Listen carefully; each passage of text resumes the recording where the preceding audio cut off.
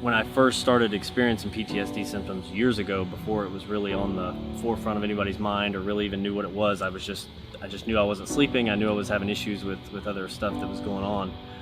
And it was obviously dealing with the work trauma that I'd experienced.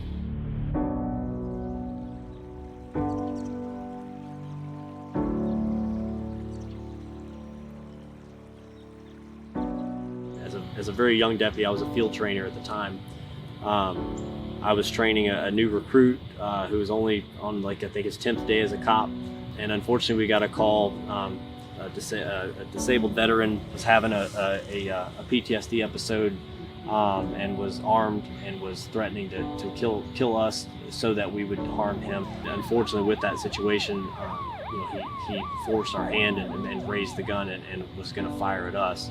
And obviously, at which time we had to use force against him. Even though I know in my mind we did everything we could and there was no other option, I still needed the closure from the therapy from it. So I began having flashbacks. I began, questioning, that, and it started to create a negative process of dealing with the stress that was at work.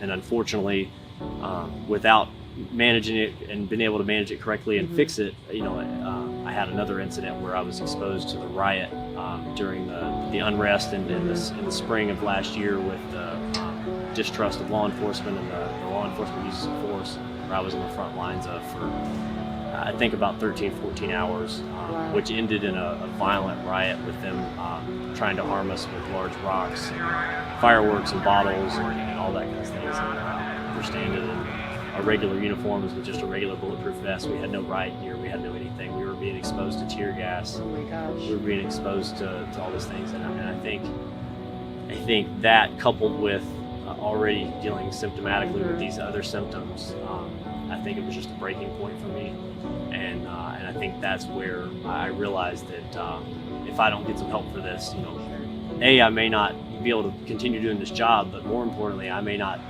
be able to do anything else.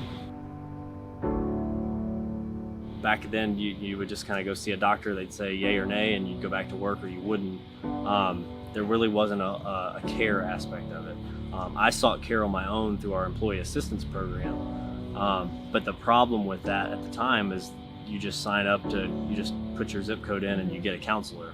Well, the first person I saw, they specialized in divorce therapy. So I'm sitting here telling them about, this shooting that I was just involved in, where I was forced to take someone's life, and they're trying to relate and trying to apply, but it was obvious that there was a disconnect.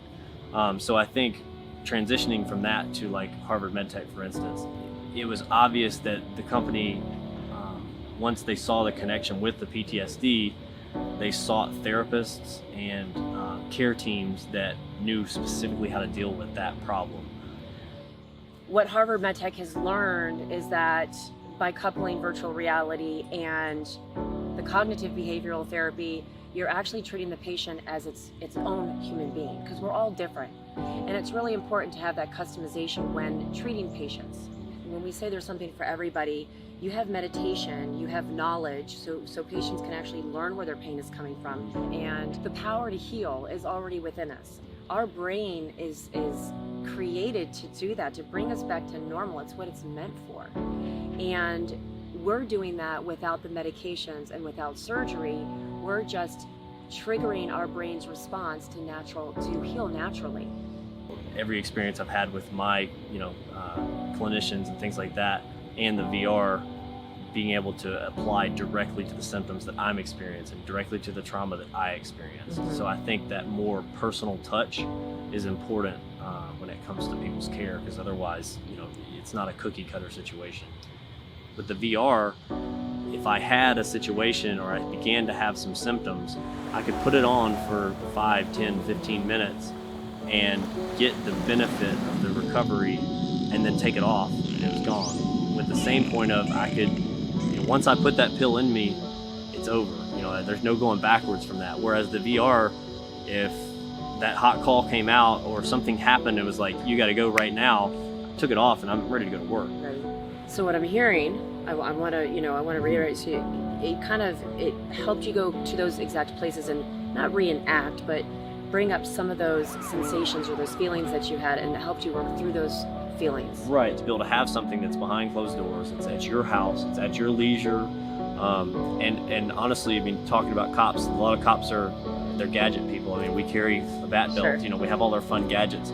What's cooler than having a VR to sit and, I mean, your kids have VR, they're playing video games on. What's cooler to have something that you can sit and enjoy the process of and also get therapeutic relief from? And that's where I would tell law enforcement to get out there and find those tools. Find a therapist, find a technology like the VR. So find that technology and get it, and don't be afraid to ask for help, because if you're not able to take care of yourself, you're no good to anybody else.